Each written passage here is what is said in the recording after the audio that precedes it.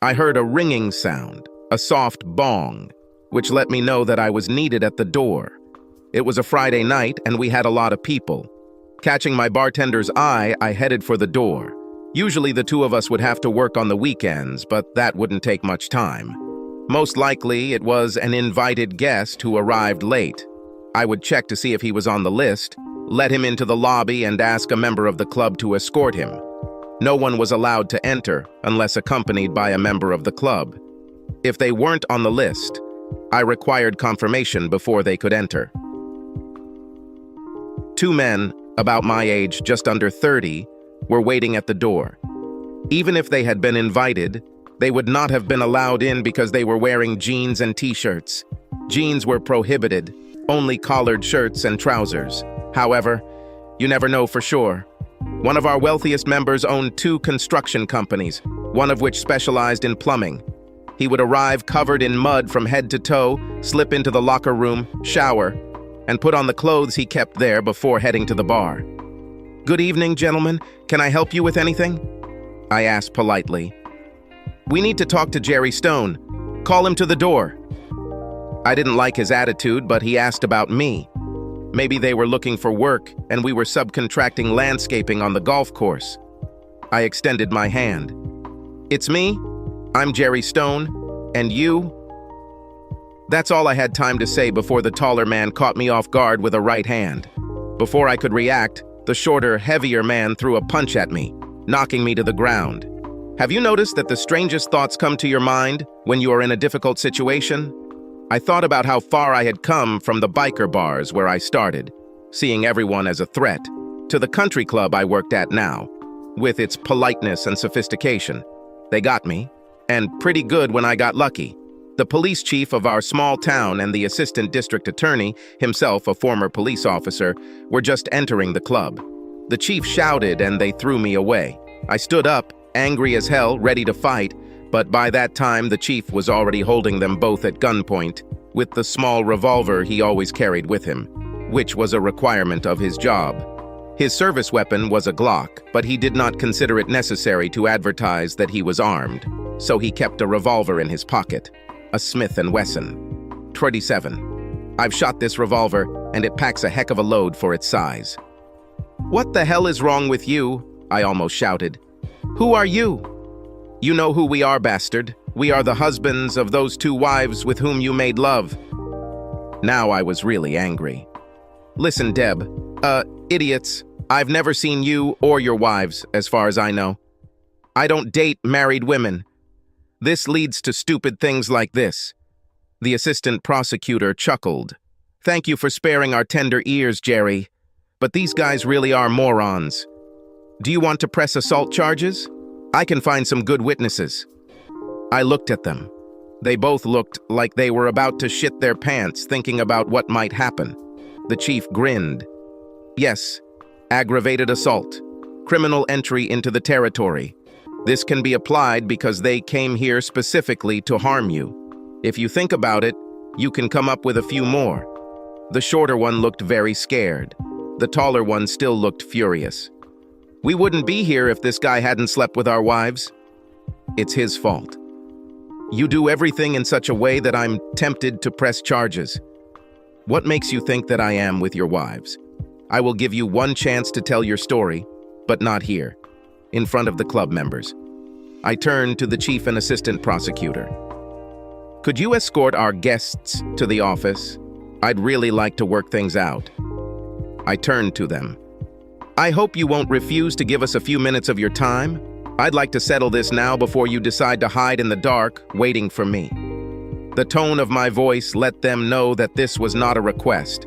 The boss made them show their IDs first, and then we went into my office. "Let's talk. Why do you think that I am the one fooling around with your spouses?" "Because those stupid bitches told us," the tall one growled. "Exactly in these terms? Jerry Stone making love to me?" The shorter one spoke. "Yes, practically. They even told us where you are." "Really? Is there any way to get them to come and confirm this?" "Damn right. These stupid bitches are sitting in the car waiting for us." They described the car, and the assistant prosecutor came out and invited them inside, They entered timidly. One had a pretty bad bruise on her cheek, the other had bruises on her arms. It looked like someone had grabbed her too tightly. They were neither ugly nor beautiful, just average. If they weren't bruised and scared to death, they might have been a lot cuter. One of them looked around in confusion. "Ladies, do I know you?" I asked softly, trying to calm them down. "I've never seen you before, mister." "Where's Jerry?" "This man said he was here," she said, pointing to the assistant prosecutor. "And you?" I asked the second one. "Don't I seem familiar to you?" "No. What the hell is going on here?" I took out my wallet and showed her my license. "Are you Jerry Stone? Are there two of you here?" "Sorry, ladies, I'm the only one here with that name." Men began to look even more furious. The tall one, obviously the leader in this company, attacked his wife. "Bitch, you better not lie to me." Obviously, he was trying to stupidly put himself in prison. "I swear I don't know this guy," his wife screamed. "The boss has heard enough. Guys, apologize to this man and promise him that he will never see you again and he will not press charges. I have your papers. I think I'll call Sheriff Costner and let him know about your little adventure." He took out his phone and took a few pictures of the bruises. "I'm sure he'll stop by tomorrow and check on these ladies. If he finds any more bruises, he won't be happy. His mother was beaten by his father, and he is not very tolerant of such things. Make up or spend the night away from each other. Is it clear?" They nodded, looking ashamed. I let them go. It wasn't worth wasting time going to court. Warning that I wouldn't be so lenient if I saw them again, I let them go. We walked them to the door, and I was surprised how women could be seduced by the same guy. Either he had a line of bullshit a mile long, or they were very stupid. I suspected both. Just as we entered the lobby, a man appeared heading towards the bar. He barely noticed us, but one of the women stopped. "Jerry?" He looked around and turned pale. Both girls started shouting his, my name. He yelped and ran back out the door. Men, women, and the boss rushed after him. The assistant prosecutor looked at me and grinned.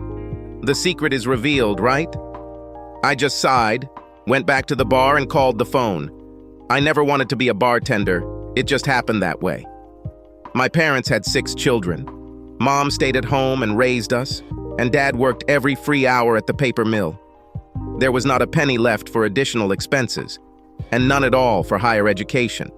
My uncle had a bar and grill, a real joint, but he served honest booze. The kitchen was clean and the food was good and reasonably priced. He gave me my first job, waiting tables and washing dishes. After that, I started cooking as a quick cook, and when I was old enough, I worked in a bar. Along the way, I received lessons on various things. For example, how to recognize troubles. It almost never happens that loud people start doing something, but it was necessary to keep an eye on the quiet ones. Something may upset them, and they retire, go into drink and think mode, as my uncle liked to say. Then, a magic drink fell into them, and they exploded. I learned that in my county, if someone is causing trouble, you don't call the cops, you deal with it yourself. If you call them too often, you will be shut down for disturbing them. Besides, when you're working, there's no such thing as a fair fight. You want to minimize exposure to the crowd before they decide to join. So you attack them hard and fast, hurting them. If you do this once or twice, they will learn to behave, or you will ban them. I got a few bumps and bruises, so I learned to fight. Rough at first, but then I got tired of getting hit and took a few lessons. I didn't need a belt. I just wanted to be able to stand up for myself. When I was 20, my uncle shot and killed a guy who stabbed him. He was not imprisoned, but the church ladies rebelled, and he had to close the establishment. For several years, I worked in better places while attending school. I even took bartending classes and tried to keep a straight face long enough to get certified. Now I'm almost done with my final year of college. I'll soon have a degree in hospitality management. I worked at this job for 3 years, working my way up from bartender to assistant bar manager and bar manager. I was also in charge of the restaurant. I often worked 10 and 12 hours a day, but I never complained. In a few years, I hoped to become a club manager, and at a place like Briarwood Country Club, that meant a nearly six-figure salary. I was able to work so much because I didn't have much of a home life. I have never been married. The divorce rate among bartenders is astronomical, one of the highest for the profession in the country. I was in a serious relationship with a girl, and she developed a habit of coming over to my place during work so we could spend breaks together. She was young, bored, pretty, and the wolves grabbed onto her, charming her and soldering alcohol until one evening she disappeared. I walked outside to find her in the backseat of some asshole's car, her underwear hanging off her ankle. I beat the crap out of him, left her, and went to work somewhere better. She tried to apologize, and I truly believed it, but the damage was done. My uncle felt a little sorry for me, but then he laughed. What did you expect? Letting her hang around is like taking your prize chicken to a Martin convention. One universal truth that I have learned in this profession is that there will always be someone who wants a bartender, from socialites to bar outspoken girls of easy virtue. It didn't take me long to realize it was suicide. If you piss off the right husband or boyfriend, wife or daughter, you'll be out the door. I've learned to find balance by flirting lightly with wives and girlfriends while maintaining distance. And I never crossed the line, either by hint or by direct proposal. It was quite difficult at times. The ladies had their trump cards, and they were indeed there much more often than their men who worked to maintain their lifestyle. The benefit was that they learned that I could be trusted and therefore often asked for my opinion on various issues. This was especially valuable if they wanted to know my opinion about gifts. Since I knew their husbands too, and men often talk about things they don't think their wives would be interested in, I had an advantage. One husband loved fishing, and his wife surprised him with a trip to a luxury mountain resort where he could spend the day trout fishing while she sunbathed by the pool, went shopping, and went to the spa. And in the evenings, they enjoyed each other thanks to my friend Aubrey, who produces underwear. I had a friend who tended bar at a club there, and I told him I would appreciate it if he would take good care of them. He happily agreed, knowing that he would ask for a favor someday. I did the same with men. Pretty soon they realized this and told me directly what they wanted so that I could pass it on to my wife. Some of them were unusual, but most were simple. One day, one of my spouses asked me if she could trust me. Almost everything that is not too immoral or illegal. A good bartender can keep secrets better than a priest. This satisfied her, and she told me about her sexual fantasy that she would like to act out with her husband. She seemed fascinated by being tied to the bed, leaving her husband free to do whatever he wanted with her. She wanted to try, but was afraid to tell her husband about it. It took some convincing and a little help from a lingerie friend of mine to purchase the appropriate equipment. She dressed her, tied her to the bed in the hotel room she had rented, and left right before he arrived. I had the key card. I stopped him for one drink. "You've had enough to drink, Mr. Reynolds. Your wife wants you to follow these instructions exactly. She wants you to be open and understanding about this birthday gift. Have a nice evening, sir." I hadn't seen them for 3 weeks, and was worried that I had alienated one of the club members when she arrived, beaming in a silver choker necklace with a huge diamond in the middle. She told her friends that he gave it to her for her birthday. Later, she found me alone. "You know this is my collar, right? Of course, this is all a yoki. But I can never thank you enough. And my husband wanted you to receive this as a token of gratitude." $500 bills wrapped in a pair of very small panties. She giggled. "I wrapped them myself. Make sure we get the most private table today. Okay, dear?" I thanked him seriously for the tip later, after he had been sitting at the table for half an hour and his wife was practically dancing in her place. He grinned and held out his hand to his wife, and she licked his fingers as he thanked me for my service. 2 months later, I was promoted to assistant bar manager. He was the main sponsor. Every bartender worth his salt has a book. It takes years to make a good book, but once you do, it's worth its weight in gold. If asked, I can name the best mechanic or plumber in town. an under-the-radar doctor or divorce lawyer and talk them into urgent service. A friend of mine who sold lingerie was in on it, as were bartenders in 3 states. I also had an understanding with the bookmaker and several escort agencies, and here it was necessary to walk a fine line. If a guy had a gambling problem and it led to problems with his wife or financial difficulties, guess who was to blame? It's the same with escort services. If the wife finds out about it, there will be no work. Therefore, I have taken precautions. The bookmaker only allowed a guy to have 2 bets outstanding at any given time, and the women were very careful. The unwanted publicity did not help any of their businesses. None of these people gave me money, I didn't gamble, and I could sleep with them anytime for free. But if I needed a service, they were there. For the most part, I tried to refer them to other club members if they were working in a suitable field. Many of our members owned their own companies, and it was a quid pro quo arrangement. A friend gave me the idea. His wife hated football, so she made sure she and her friends had something to do to entertain themselves. We always threw big parties, rented the biggest TV we could find, set up a temporary bar in the dance hall. I asked the kitchen to prepare large plates of snacks so they could absorb the alcohol. However, even in this case, in the end, many wives and girlfriends came to take them home. I spoke to a few key women, introduced them to my lingerie friend, and off they went. While the men were watching football, the women were in a small conference room where they were shown the latest new lingerie, the newest toys.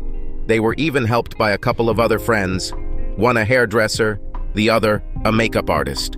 They selected 3 women at random of different heights, shapes, and ages, gave them full makeovers, and then took them out in public, complete with underwear that suited their shape and age. The kitchen offered more sophisticated snacks, and another friend of mine, the wife of a local winemaker, offered wines. The success was deafening. After the game, the men had to wait for the women. We kept a close eye on this and had 3 taxis ready. The women insisted that I stop by at the end of the evening to thank me. As they left, the 4 waited, giggling, until they were the last ones left. "We love Aubrey," said one of them. "She has the cutest things. Look." She opened her coat, revealing a French-made uniform that suited her very well. Another was wearing a PVC nurse's uniform, the third was wearing an almost see-through teddy, and the last one was wearing a very nice lavender garter belt and nothing else. It was all unexpected, and I ended up blushing, which they thought was adorable. This became an annual event, and we were forced to move it to a larger location. I took college online and actually went to class on Wednesday mornings and Thursday evenings if I could. I made a few friends, but didn't have time to start relationships. After all, it was college, so I picked up someone a few times, but at long intervals. There was one woman who I really liked. We had accounting classes together on Wednesday and business classes on Thursday. Sometimes we met in the library and studied together.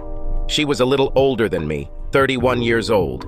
It was clear from her clothes, jewelry, and car that she had money, but she was nice to everyone, even going out with us for pizza and beer sometimes. She paid her share and never showed her wealth. Her smile could melt ice balls. Sweet and caring 1 second, devilish and flirty the next. And she was very sexy. She knew it, but she never pushed it. She gave college guys a gentle blow if they didn't push her. Otherwise, they got the taste of that bitch. I thought she'd make a damn good bartender. One evening, I was leaving the library as it was, closing, and saw her sitting on a bench with slumped shoulders. I walked over to say hello, and she looked up, tears still streaming down her cheeks. Not from physical pain, but from emotions. "Do you mind if I sit down?" She nodded, groping for tissues in her purse. I always carried a handkerchief with me, which I inherited from my uncle. He might be dressed in jeans and a threadbare t-shirt, but his monogrammed handkerchief was always clean and accessible. I handed her mine. "Who wears them now?" she said, wiping her cheeks. "Only gentlemen of the old school, in case they come across an upset girl." This made her smile. She tried to give it away, but I told her to keep it. She sat, turning it in her hands. "Do you want to talk about this? Besides providing handkerchiefs, I have fairly soft shoulders and very large ears. No personal intentions, I promise." She even giggled before frowning again. It seems to me that you are the only man I have ever seen who I really believe when you say it. And yes, I would like to talk. It could help, but not here. Would you treat the sad girl with a cup of coffee? I immediately knew what she was talking about. A small store near campus. It was clean, cheap, and close, which made it popular with students. The owners of the establishment were well-liked and were known to be intolerant of drunkards and talkers. It was quiet here. The cabins were located at a great distance from each other. If it was late and you didn't need a table, you could sit and study. We walked up, took coffee, a piece of pie, apple for me, to her cherry. She took a few sips, ate half the pie, leaned back in her chair, and sighed. Of course you know that I'm married, right? I nodded. Only a blind person could miss the stone on her finger. 7 years. I really loved him, you know. I thought that I had an eternal man with whom I would live happily ever after. Looks like no. How long has he been cheating on you? She seemed surprised by my directness. How did you find out? And what makes you think it was him? I shrugged. Easy. In my line of work, you can usually tell the good guys from the bad guys, and you're definitely one of the good ones. You seem to have money, so I don't think that's the issue. You don't have bruises and you don't act like you were mentally abused, so it must be cheating. Why do I think it's not you? Because if that were the case, you wouldn't be sitting on a bench in the dark and crying. You would lead a wild life. So it must be him. Her eyes widened. Are you a psychologist or a detective? It's my turn to laugh. No, a professional bartender. The sad story spilled out. He was a guest lecturer in business classes when she was a full-time college student. She caught his attention and he asked her out. He was almost 10 years older, handsome, flattering, attentive. She fell head over heels in love with him and they were married 9 months later. He paid attention to her, showered her with small gifts, and she was very happy. After about 4 years, he began to change, neglect her, and move away. She expressed this to him, he apologized, promised to improve, and did this for about 6 months. She wanted to start a family, but he persuaded her to wait, saying that the time had not yet come. The last year had been bad. Every weekend, he was away on a business trip for a new business they had started, leaving on Thursday and not returning until late Saturday. He seemed happier after he started traveling, but was still cold towards her. She ended up taking some of his money and investigating. Of course, he had affairs. She received confirmation of her fears. He doesn't have a regular girlfriend. It seems like these are casual relationships, 4 that I know of, and who knows how many in total. He traveled for about 6 months before I decided to check him out. I was scared to death. I found a doctor several cities away from us and underwent a full examination. Thank God the result was clean, but it was scary. Since I found out, we haven't had a relationship. I can't call it lovemaking. Unfortunately, it doesn't seem to bother him that much. Curiosity took over. What are your plans? Are you going to confront him? Are you trying to improve your relationship? She shook her head decisively. No, he's finished. He just doesn't know it yet. However, this will happen very soon. This is one of the reasons I returned to college. He thinks I take a full load, and telling him that the classes I need are mostly in the evenings has made it easier for me to stay away from him. I need a few more hours to complete my accounting degree, and I intend to use it to make sure he doesn't try to cheat me in the calculation. He always joked that the only thing he could love more than me was money. I've already found several duplex apartments and a couple of business buildings that we own, which he never told me about. I have a good team that digs. I'll know everything when the showdown comes. She sighed. Don't think I'm a gold digger. I brought money into the marriage, which helped him a lot, and this is one of the main reasons why there was no prenuptial agreement. So if he loves available women and money more than me, I'm going to hit him where it hurts. I kind of understood her logic. Why delay this? You're clearly not going to keep him. Why beat a dead horse? You are beautiful, admittedly well endowed, and still young enough to find someone to start the family you want. I bet you'll be a great mom with a Mercedes instead of a minivan. Go away. Find happiness. She smiled for the first time that evening. So I'm beautiful? Great mother material? Maybe I'll use your plan to find someone better. It seems you are not married? I blushed, and she laughed loudly. You're out of my league. I would be a male Cinderella. One could only dream about this. A rich, beautiful wife who must be absolutely stunning in other areas. And you know what I mean. You are an unattainable dream, baby.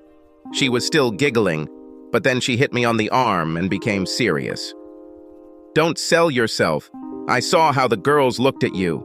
And Vivian, one of my few friends, gave you a pretty good review. But my next meeting will be for love. And lust, of course. For me, it was getting too deep. I looked at my watch.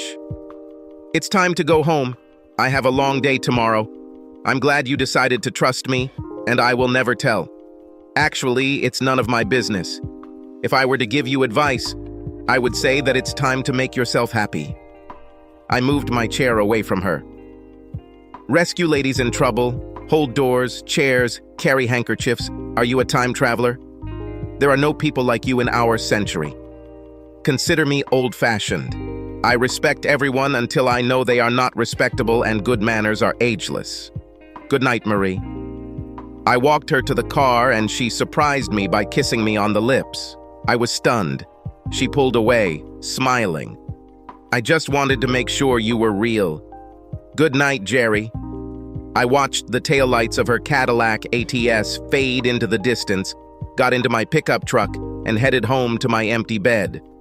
After that evening, Marie and I drank coffee almost every Thursday, often with friends.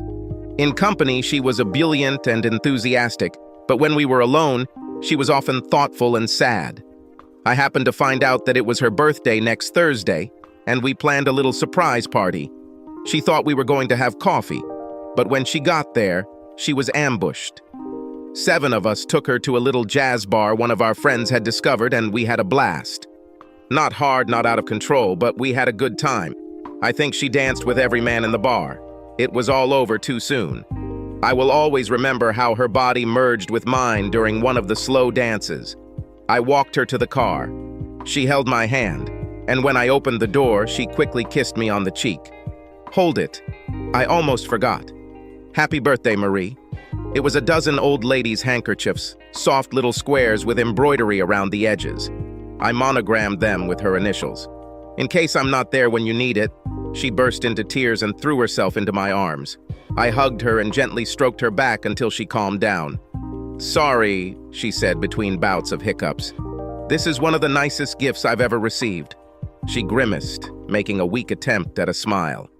Do you know what my husband gave me? Necklace made of sapphires and diamonds? Expensive, I'm sure, but the card was signed by his assistant. I kissed him deeply, told him that I had always loved sapphires. How did he know? He smiled broadly, said that he was much more attentive than I thought, and then said that he would be out of town that weekend. Leave him alone, Marie. Do it now. Don't torture yourself anymore. I'm almost there. 3 more weeks, a month, and it will all be over. Can I call you if I need moral support? Certainly. I knew she would never call. I was wrong. She called the following Tuesday. Can I ask you a favor? Certainly. I want to go to the Home and Garden exhibition next Wednesday afternoon. It's your day off, right? I wondered where this would lead. You know it's true. There was impatience in her voice. Will you come with me? You drive a pickup truck, right? If I decide to buy something, you can bring it to me. Please? I thought for a minute. I don't know, Marie. This looks suspiciously like a date. You know my rules. I told her some of my biography, told her a lot of what I had seen over the years of working in the bar. She knew my stance on dating married women. This is not a date. This is one friend helping another. Please. I shouldn't have done this, but I agreed to accompany her. She met me in the parking lot. We had a great time, especially in the landscaped area. I discovered that she loves open spaces and loves to cook outside. We looked at several pre-planned outdoor kitchens. She oohed and ahed. I really liked one of them. The company representative, anticipating the sale, put full pressure on him. He was smart enough to realize that women were the driving force behind most household purchases. So he approached Marie. "Can't you imagine having fun while your husband runs the grill while you socialize and chat?" "He seems pretty handy. You'll get a big discount if he does most of the work." She smiled, patting my hand. "He is very skilled, but not with tools, if you understand me correctly. I'd rather save his energy for other activities." Both the representative and I blushed. She took all the information and brochures, promising that we would think about it. We stayed there for so long that when we left, it was already dark. She was happy all the way to the parking lot. "Do you want to have dinner?" I surprised her by refusing. "I would love to, but I'm not going to. Think about your reputation, Marie. At school, you can explain this by saying that we are study partners and friends. You can explain today by the fact that you asked me to move things in my pickup truck. But dinner? Not a good idea," she moaned. "The first man I've become attached to in a long time, and he has to ruin everything by thinking about me and being chivalrous. I think I would like you more if you weren't so noble." "No, I wouldn't like it. If I wasn't like that, I'd be just another creep trying to seduce and take advantage of a married woman with problems. We'd both think badly of me, both of us. I will never be able to do this." I looked around. It was dark. No one was around. So I grabbed her and kissed her deeply. She answered with passion. After 30 seconds, I realized what we were doing and pulled away. We were both out of breath. "What was it?" she asked once her breathing became controlled. "It is, dear Marie, that I made you understand that, no matter what I say, I have liked you from the very day we met. And I also wanted to confirm what I had long suspected. You are a very hot woman. Good night." As I sat in my pickup waiting to follow her, I was sure she was crying. I thought I saw flashes of white from my gift. I watched her tail lights disappear, and I pulled off the road and drove home and didn't sleep well. Obviously, my behavior in the parking lot impressed Marie. I was casually flirting with a woman in one of the classes that Marie and I didn't share, and she asked me out on a date. Some time passed, and I agreed. We had a pleasant evening and a pleasant morning. It was just for fun, at least on my part. I think she liked it and made it clear that she would like to do it again. We made tentative plans for next weekend. Marie learned about this from a guy from both classes. I didn't see it in person, but she tracked the woman down and had a little talk. The next day, when I was talking to Gail, the girl I was dating, she told me off. "You're an asshole. Why did you date me if you were in a serious relationship? Your girlfriend scolded me quite harshly." Does this girlfriend have a name? You know very well that it was Marie. If I were you, I wouldn't get my hopes up about getting anything from her anytime soon. And you sure as hell aren't getting it from me. From now on, you and your psycho girlfriend need to leave me alone. I apologized to her as I left. She gave me a farewell glance.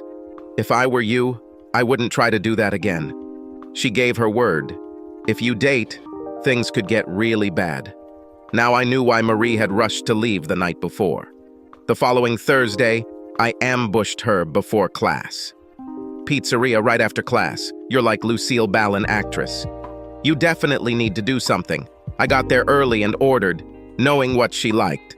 She slid into the booth, head down. "Do you want to tell me about your conversation with Gail?" Finally, she looked up. "She's not right for you, and she's too young. You need to stay away from women like her." "Mari, even if what you say is true, shouldn't it be my decision? What will you gain from your actions?" Her eyes flashed.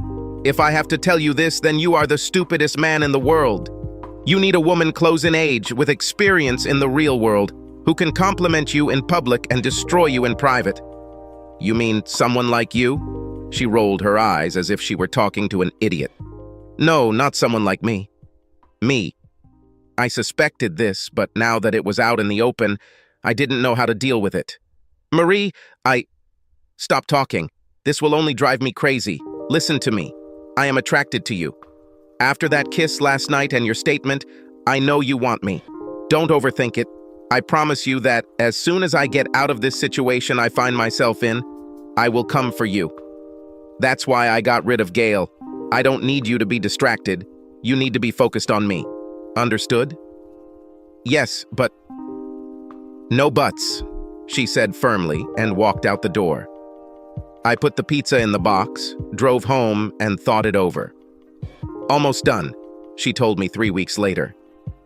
I have a team of forensic accountants, supposedly the best there are, who review our financial records. It's easy once I have access and most of the passwords. Some things were blocked, but they managed to get inside. I was surprised, but not as much as he would be surprised. I just need to decide how bad I want to ride him. Do you want to know my opinion? She nodded, seemingly eager to hear what she had to say. Do it quietly. Keep it as unnoticeable as possible. I don't know what you do, so think about how it might affect your business. Remember, if you try to burn it, the heat may return and it will end up costing you dearly. She ruffled my hair. I'll say it again. You are very noble. Most people would advise me to use nuclear weapons. However, if he refuses to cooperate or tries to cause harm, I may have to increase the pressure. But I will again yield to your logic. With that being said, almost as a single woman whose soon-to-be ex is out of town, may I interest you in going out for a drink? Mary, she stuck out her tongue. Where are you going to hide when I'm officially free? I will pursue you tirelessly. Is it clear? I was a little taken aback. There was a spark between us that couldn't be denied, but I was out of her league and I told her so. We'll see, she said, and if you're worried about money, I'll let you pay every time we go out. I'm not that hard on myself, honey. She saw that I was becoming uneasy and softened. I walked her to the car, parked behind her for some reason. She looked around, didn't see anyone, and practically pounced on me and kissed me. She rubbed herself against me, and when we finally parted, she grinned and stroked me through my pants. You may have morals, but you are human, and some part of you likes the idea of us being together. I got the shock of my life. When a week later, she walked into the bar on the arm of her husband. Suddenly, many things made sense. I remember how strange she looked at me when I told her where I worked. Almost everyone at the country club didn't care about him. He was a narcissistic, smarmy asshole who was quick to find any opportunity. He was handsome, fit, with graying hair that gave him the appearance of a respectable executive. But he acted as if he was still in college, although he was already quite old. He was tolerated and had a small cabal that loved him, including 2 powerful board members. He was always flirtatious but respectful with the ladies. I guess he didn't want to make waves since he had been a member for less than a year, keeping up appearances and all that. I had never seen Marie in anything other than jeans and simple summer dresses, which I must say she looked damn good in. Black hair styled in an intricate swirl, discreet makeup highlighting her light brown eyes, lipstick and eyeliner drawing the eye to her perfectly shaped lips that seemed to demand kisses. A standard little black dress with a slight cleavage and long legs, complemented by 4-inch heels. This was the first time I saw her there. I didn't think he was married. I've never seen him with a wedding ring. Tonight I noticed he had it on him. He introduced her. He looked prude, but proud in a look what I've got kind of way. Not, this is the love of my life. By the time he got to the bar, I had already prepared him a drink. She sat down on a chair in the corner next to my workplace. What would you like, ma'am? I took pride in my professional behavior. She smiled at me because his back was turned. Oh, I don't really like drinking. Why don't you give me what you would drink if you weren't on duty? I will bring it now. I handed her a double portion of pure rye, adding water. She took a sip and nodded. Soft, not too strong. I was afraid that you would come up with some kind of fruit cocktail with an outlandish name. That's much better. She turned to her husband. He's very good, Winslow. Don't you agree? He was busy talking with one of his friends. He waved his hand dismissively. Yes, Jerry is more than adequate. Listen, honey, I need to get some air, things to do, you know? Jerry will take care of you, won't he, Jerry? As if she were my own, sir, I said with an impassive expression. Marie choked slightly on her drink. Good. I'll be right back, honey. I looked at her as he left. Don't look at me like that, she said as soon as no one was around. I didn't know where we were going until we got here. This is the first time I'm here with him, she giggled. Besides, maybe it's good to watch you in your natural habitat. Get some ideas that will help me in seducing you. Luckily, I had to leave then. When I returned, Mrs. Everly was next to her, and they were talking like long-lost sisters. "Oh, here you are. Can I have another drink, please? Evelyn, would you like some more? Jerry, honey, could you ask Aubrey to call me? Tom's birthday is in 2 weeks, and I want to make it special. Consider it done. I'll ask her to call tomorrow afternoon." I smiled. Mrs. Everly was about 60, but she had done a little work on herself and looked damn good for her age. She was the one wearing a nurse's uniform at the lingerie party. The next week, Tom shook my hand and thanked me. "She's sexier than she was years ago, and she said she owes it to you and some woman named Aubrey." She turned to Marie. "Marie, you should come more often. I'll introduce you to the ladies who run this place. Just don't tell your husbands this. Don't ruin their illusions. And if you need anything, tell Jerry. I am not kidding. He can get or do almost anything for you. Well, almost everything. He hasn't delivered the dancer from Chippendale yet. Mrs. Everly, I'm still looking for the perfect one. You deserve the best." She giggled and patted my hand. Marie grinned. "Perhaps I will do so, Evelyn. Come more often, I mean, and maybe I'll take Jerry up on the offer. I can think of a few things I would like him to do for me." I had to leave. Winnie the Pooh, as I mentally nicknamed her husband, finally appeared, had another drink, and they left. She did not fail to shake my hand, thanking me for my services, present and future. I was sure she swayed her hips slightly as she walked out the door, knowing I was watching her. Mrs. Everly was watching too. "She seems nice. Don't you think so, Jerry?" "I agree, Mrs. Everly. I'm sure she's very nice. But I don't really like her husband." I didn't say anything, but I agreed wholeheartedly. 2 weeks, and then, boom! 3 weeks, Jerry, and the chase has begun. She was in a very good mood. I liked watching her smile. It was like the air after heavy rain. Everything around me became sharper, cleaner, in focus, more beautiful because of it. And then I made a moral lapse and we made love. It was stupid, but aren't most accidents stupid? I went outside to talk to a local farmer. Since the slow food movement was firmly established, I was constantly collaborating with the chef to bring something new to the menu. This farmer specialized in traditional and rare products and was having trouble finding a market for some of them until he met us. On this day, he was bringing African horned melons, also known as jelly melons or, less flatteringly, as snot melons. They were cylindrical small fruits, variegated orange-yellow, with thorns covering them, quite sharp spines. The flesh was light green and somewhat slimy, hence the nickname. I tried them and found them almost tasteless. They've just been named the new superfood, and Aaron, our chef, made a salad with them as the centerpiece. The ladies liked him. I went outside to look at the bananas he managed to grow, tiny pink things that taste amazing. He grew a dozen trees just for fun and gave the harvest to friends and clients. I helped him with the delivery, mainly because I liked talking to him and wanted to soak up the sun. We stood next to the cart. He was drunk, reached for another glass of beer and ran into me. I guess I should be glad it was a golf cart and not a car. A trip to the ER left me with a knee brace, 4 stitches in my arm, and a terrible headache. I was also left without work for 2 weeks, without any conversation. The next day, I was limping into the office for 2 hours, looking at my temp book, checking the schedule with the head chef and assistant bar manager, getting ready for my vacation when the club manager and the chairman of the board walked into my office. Directors. "Jerry, how are you feeling?" There seemed to be genuine concern in his voice. He was a good man who rose from nothing and built a successful business. He had been chairman for quite some time, and the club was his third passion, after his late wife and business. Despite his age, he seemed to be attracted to women who were old enough to be his daughters. "It's all about the money, Jerry," he said late one night when we were practically alone in the bar and he was in a great mood.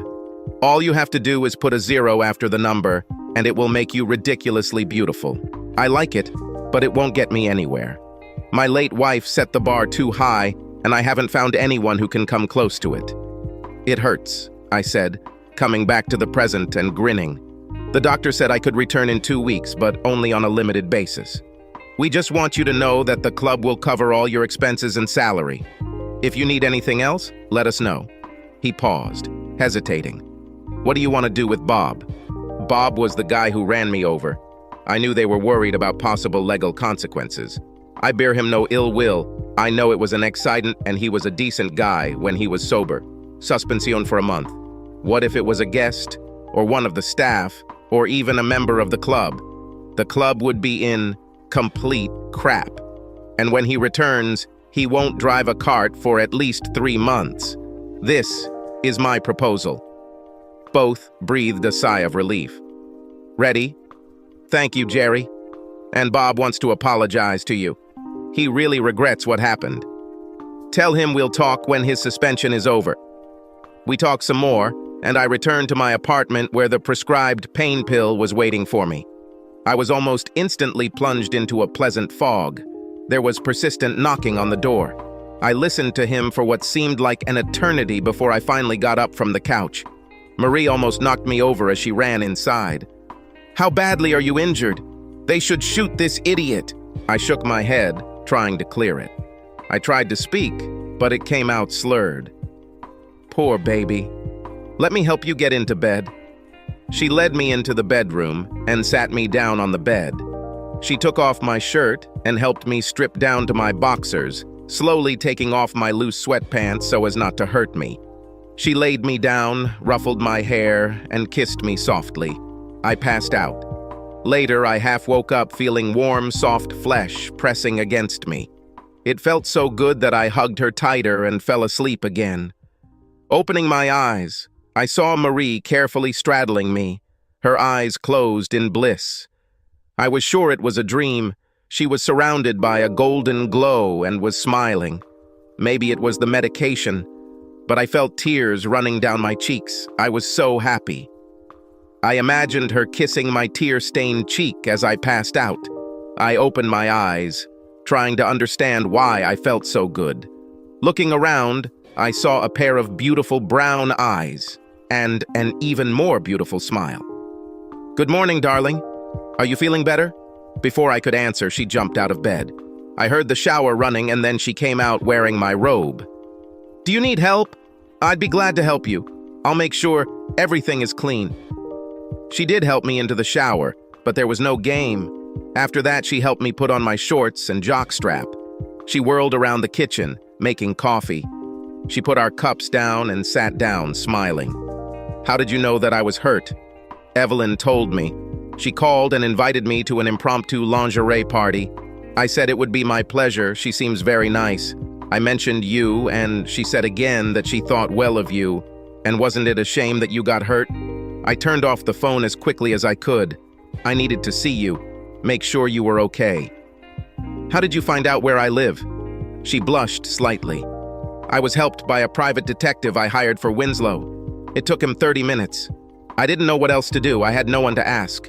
She looked nervously around the kitchen. Say it, I said, urging her on. I'm so sorry you got hurt. I knew you were alone and I just had to come. I felt that you needed me. And yes, I used your weakened physical and mental state to take advantage of you. If you're waiting for an apology, don't waste your time, because there won't be one. I would do it again. Moreover, I want to do this again. Often and for as long as you allow me. So there you go. I kept my expressionless gaze until she looked unhappy. I then smiled, kissed her on the cheek, and told her that I might accept her offer after she was legally free. She practically danced around the kitchen, chatting incessantly. I just sipped my coffee, smiling. She left late in the evening. She wanted to play, but the pain kept coming back, and I still felt out of sorts, so nothing more happened. She packed her bag for the night and decided to take another shower, leaving the door open. She came out with a towel wrapped around her head and nothing else. I admired her body, her high, firm breasts. Winnie the Pooh is an idiot. How can someone even cheat on you? Not just your body or mind, but the whole package? I'll never understand. She sat next to me, still naked, giggling at the nickname. I thought about this a lot. I even talked to a psychologist. She said that for him, most likely, it was power to have a beautiful and rich wife, and at the same time, go to bed with almost everyone who said yes. She said that it usually has something to do with his origin. I'll never know, and frankly, I don't care anymore. The fact that he never pressured me after I rejected him suggests that he never considered sex vital to our relationship. She looked at her watch. I have to go. I have a meeting with accountants and a lawyer, putting the finishing touches on the documents. I'll call you later. You better answer. She kissed me deeply and swam away. I sat and thought, tormented by doubts. I had to admit that I had feelings for her, but was I just a rebound, filling a need until she regained her balance? Can I take the risk? In addition, she actively pursued me when she was still married. Could this be a pattern? Did I want to find out? I passed out after taking a painkiller. 4 hours later, I woke up. I had 4 missed calls from her. The last message told me to call her as soon as I received the message and that he was not at home. I shouldn't have done this, but I called. She was animated and talked about how well the meetings had gone. We talked on the phone for an hour before I told her I needed to call it a day. The meds were starting to work again. Bye, honey, I'll talk to you tomorrow. 10 days later, I returned to work, mostly doing paperwork, avoiding touching my knee as much as possible. I returned, and 2 days later, I was attacked by those 2 morons for seducing their wives with Winnie the Pooh. I hobbled back to the office, knowing that my knee would give me hell tomorrow, and wondering if I would be able to get an appointment with my doctor. I called Marie, told her the whole story, and told her that if she needed it, both the chief and the assistant prosecutor could testify. It tears everything apart. In a way, this is even good. I have something to strengthen my position with. I'll try to get the bailiff and the police officer on duty to be here when he gets home. I'm not going to stay and argue with him. Anything he says won't matter in the slightest. I'll rent a suite for a few weeks while they sort out the paperwork. Can I count on your support? Always, but so far only from afar. It will be better this way. She didn't like it at all, but she had to respect it. 3 weeks later, she walked into a bar. She quickly became friends with most of the ladies, and they sang my praises about her. One day, Evelyn started talking about her after a tennis match. She seems like such a nice girl. You should take a closer look at her when this is all over. She is very beautiful, wealthy, and she seems to like you. Mrs. Everly, what are these inappropriate words? I don't know if you know, but I'm a part-time college student.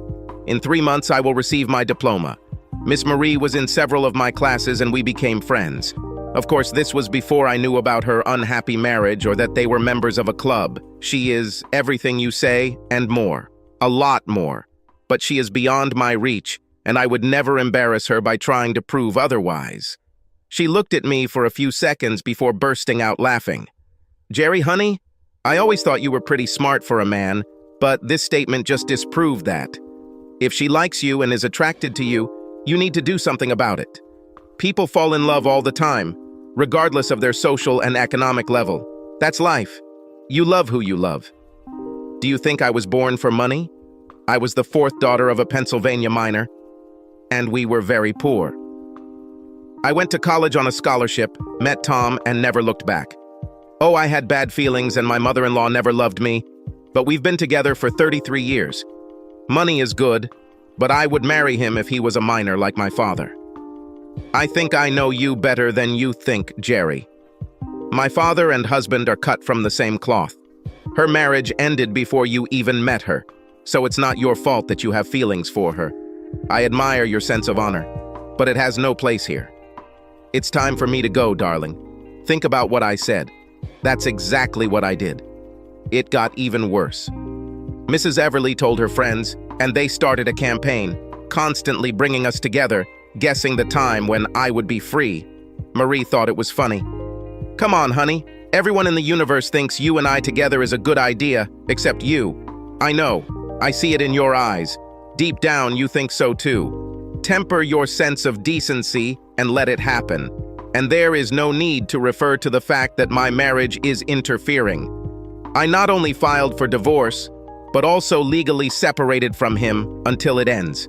I didn't have to do this. I did it in hopes of appeasing your pride. I've thought about this a lot. Maybe everyone was right, maybe I was a fool. Then something happened that made me think I was too late. These were dinner dances that took place once a month at the club. Marie twice asked me to accompany her, but I was afraid that this might affect my professional activities. Even if I came as her guest, I would still be an employee, and some would frown upon that. I explained my reasons to her, but she was still upset. I was in my usual place, watching, not letting the waitresses and staff relax. When she entered, with a companion, she came straight to me. "Good evening, Jerry. This is my companion for the evening, Don Thompson. You may recognize this name. His family owns Thompson Manufacturing. I told him that you are the best in the business and that you will take good care of us."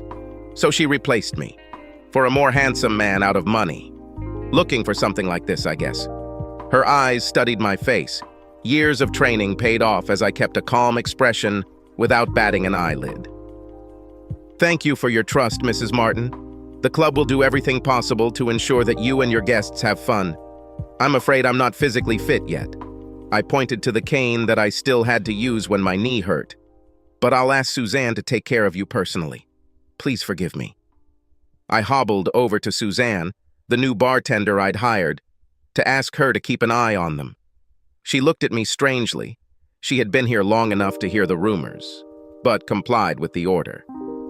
I stayed a few more minutes, watching them slowly waltz around, and then went into my office and closed the door. I stayed there for 45 minutes, then walked around the office to make sure everything was going smoothly before leaving, citing pain. The next day I had the day off, but as soon as I entered, an ambush awaited me. Mrs. Everly, Mrs. Jones, Mrs. Simpson are the big three in terms of the number of wives of company members. 2 husbands had seats on the board of directors. Another headed our charitable foundation, raising funds to send disadvantaged young people to community college and beyond. "To the office, quickly," Mrs. Everly snapped. Wondering what was going on, I invited them in, made them sit down, and sat at my table. "How can I help you this morning, beautiful ladies?"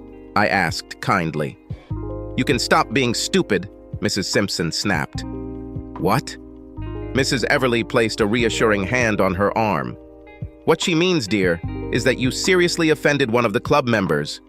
We are here to prevent the situation from getting worse." She paused while I thought. "I can't remember ever having offended any of the club members during my time here, except for the few times I had to stop serving alcohol to someone. Who is he, and what did I do to offend him? I will do everything in my power to make things right." "That's the attitude, Jerry. I knew we could rely on you." "And the offended club member is a woman, Marie Martin.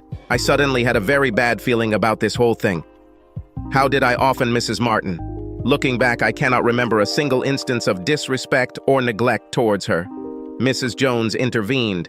"Stop it, Jerry. Everyone with eyes and ears knows she's in love with you, and you'll feel the same if you just admit it. Last weekend, she started crying halfway through the dance. Her boyfriend got tired of this and left her. Her friends, including us, took her home. She just went on a date with him to make you jealous and push you. Now we expect you two to kiss and make up in the near future. If she continues to be unhappy, it will make us unhappy, and we will make our husbands unhappy. It's a trickle effect when you're standing at the bottom of a hill. Do you get the point?" They all looked at me expectantly. I sat back and thought for a moment before speaking. "Let me clear things up. Despite all the work I've done and years of service in this place, my future here is limited to dating a member of the club. Carrot or stick, right? Marie is the carrot, and my future is the stick.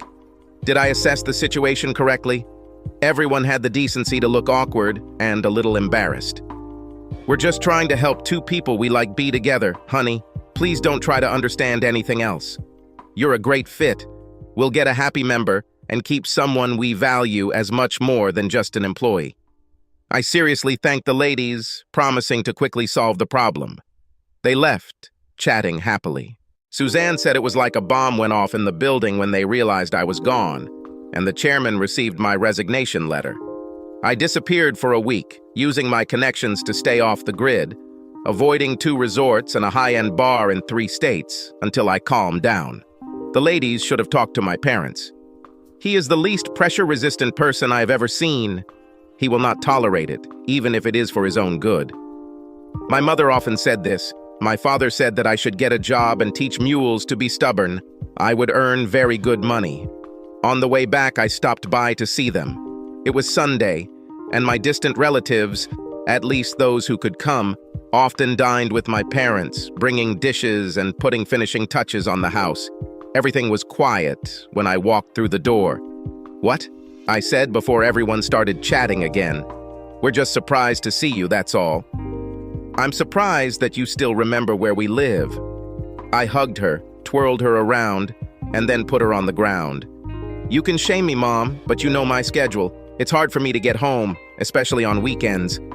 The good news is that I may have something more stable in the future."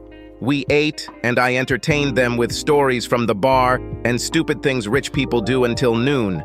Mom caught me on the porch and sat me next to her on the swing. "What's going on, son?" "I have no idea what you're talking about, Mom." She reached out and took my shoulder. "2 days ago, your girlfriend came looking for you. Marie seems like a very nice person. She was very upset. Why did you quarrel? She knew me well. If she hadn't held my hand, I would have gotten up and run away.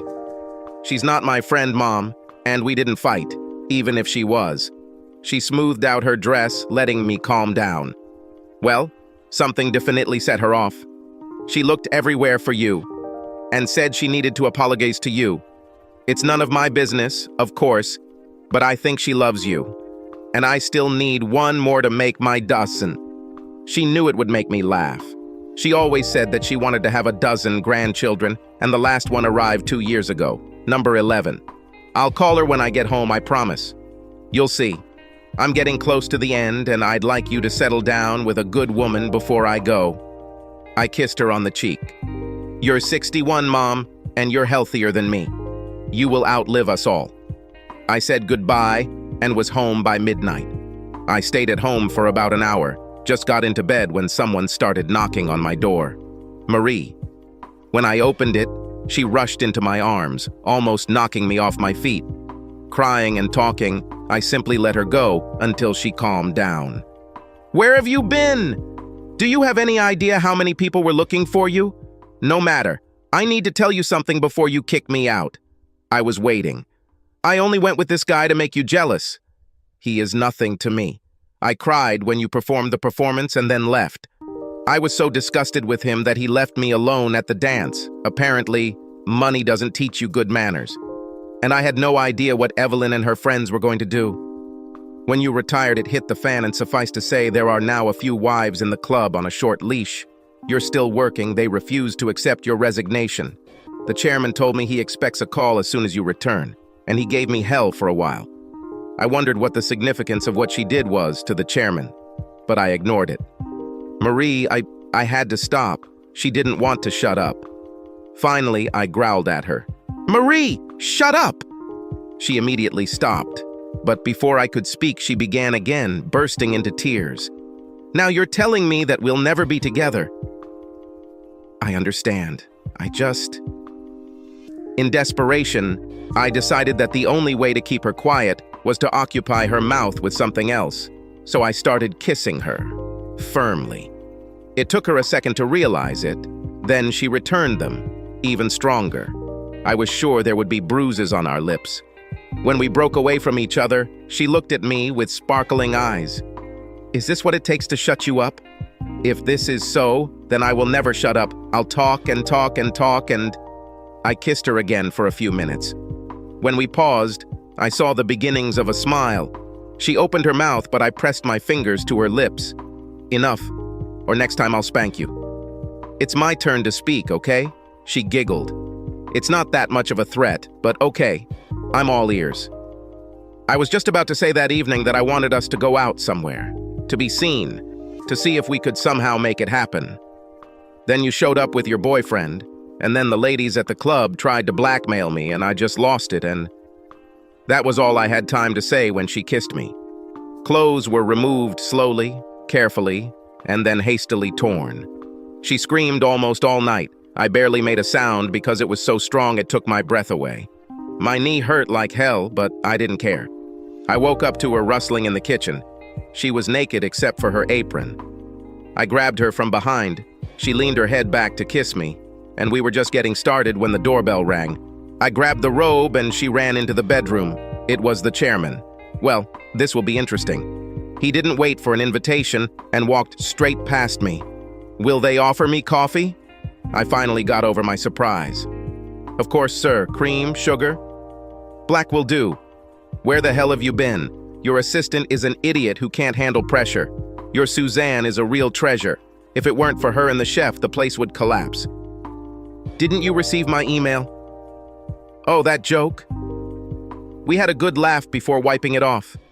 Do you think your knee will recover in a couple of days? I think Suzanne can hold out for about that long before she snaps and kills him. Just when I thought this couldn't get any more surreal, Marie came out of the bedroom wearing a t-shirt and nothing else. She walked over and kissed the chairman on the cheek and then took the cup. Hello, Daddy. Have you already talked some sense into your future son-in-law? I know I looked like a deer caught in headlights. Marie, laughing, knocked on the table and the chairman grinned. It's a pity that I didn't remember to take my phone with me. You should have seen your face. The chairman finally laughed. Call me John. In the end, if everything works out, we will see each other much more often. And Mari, remember your lesson. I know he's a little slow, but he'll come to you with a question soon, I'm sure. Now I have to go to work, and you need to clean up the mess you made when you left. And if anyone asks, you were leaving to get your knee treated. See you at the club tonight. He patted me on the back, leaning in so she couldn't hear. Ask her quickly. She made a fool of herself because of you. Help her regain her dignity. I'll take care of it. I promise, I said quietly, so she wouldn't hear. She looked at us suspiciously, wondering what we were talking about. We showered together, played a little, tried showering together again, gave up and made love, then showered separately again. I don't think I've ever been so clean in my life. Suzanne and Aaron did everything except roll out the red carpet for me when I walked in. They were so happy to have me back. Michael, the assistant manager, almost kissed me. I learned something about myself. I'm not a leader. When you feel better, can I go back to being a regular bartender, please? I assured him that we would have a place for him and got down to business. I worked steadily until almost 7, when Marie came in. She kissed me deeply in front of everyone. No one looked surprised. Many were grinning. Lunch break, darling. You need to save your energy for rehab and stuff like that. I followed her into the dining room without protest. She made a reservation. I looked at her. Aaron knows what you like. I'm just maximizing our time. We chatted a bit about trivial matters while enjoying our meal. Over coffee, we moved on to serious matters. Okay, spit it out. Why didn't you tell me who your father is? You were already worried about money and position. I can imagine your reaction if I said, by the way, my dad is the chairman of the board where you work. Now let's talk about more pleasant things, like what you might want to ask me. I smiled at her hopeful face. In due time, my beauty. First, we need to end this annoying little scam. She frowned. Can you believe this asshole wants counseling? What does he hope to achieve? It doesn't matter. I'll answer it myself. It's better to break up.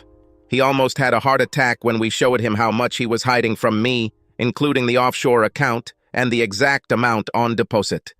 My lawyer says we need to let him play out. If he sees that we are in no hurry, he may give in and reach an agreement earlier.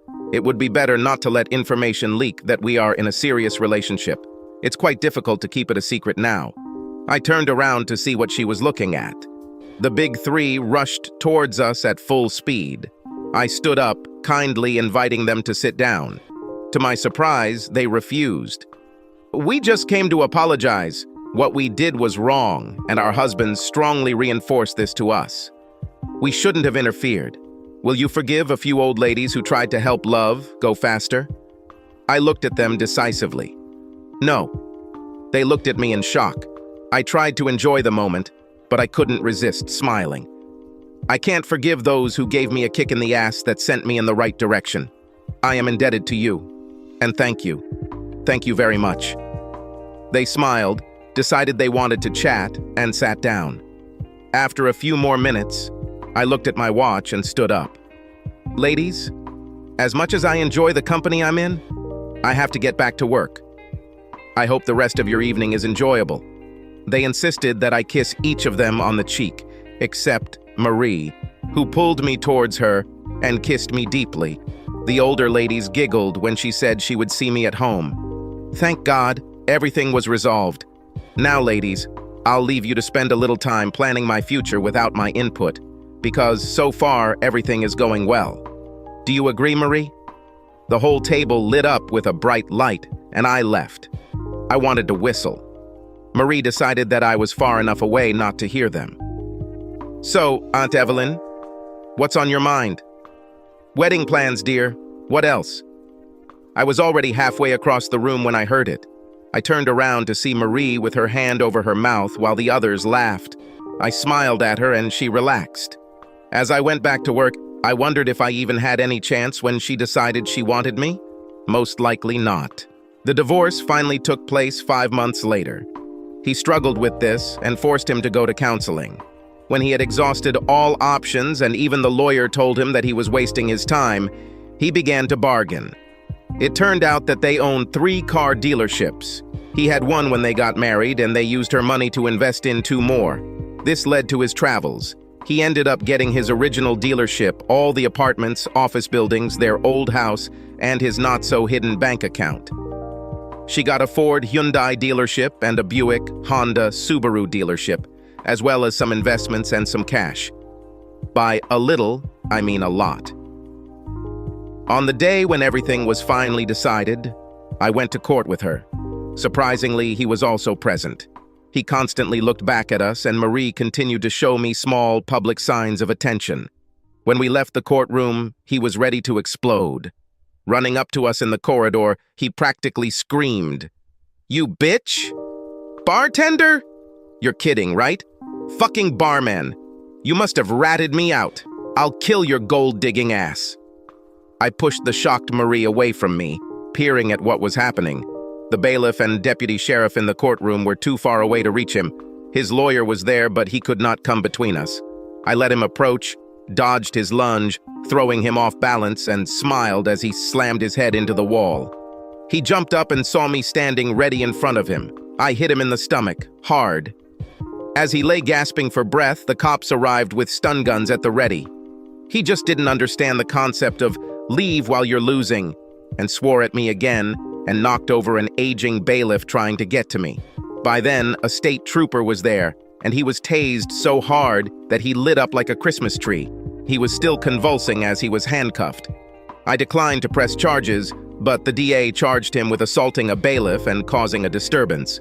He received 3 days off in jail and 200 hours of community service. From time to time, I see him in an orange vest, picking up trash on the side of the road. I always honk and wave at him. Her father came to see me. I heard there will be a wedding at the end of June. Is it true?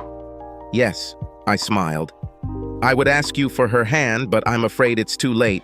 She already asked my mother for mine. Fine. I've always liked you, Jerry.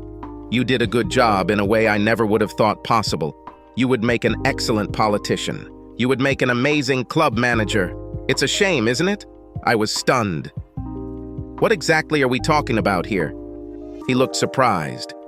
About your resignation, of course. My brother-in-law can't work here. It would be a conflict of interest.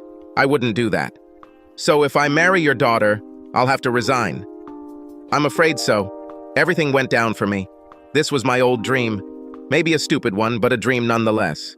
I shook myself. No job would ever cost Marie. I guess it's good that I'm marrying money. He stopped smiling. I will never allow my daughter to have a husband whom she must support. He paused, gauging my reaction. Besides, you have a job. With me, I have to look after the gold digger she married. I looked up in surprise. He had a huge smile on his face. I watched you, Jerry, as you moved up the career ladder. You never relaxed. You took on more than you could. You constantly found ways to make this club better. You paid for your degree and earned it without any help.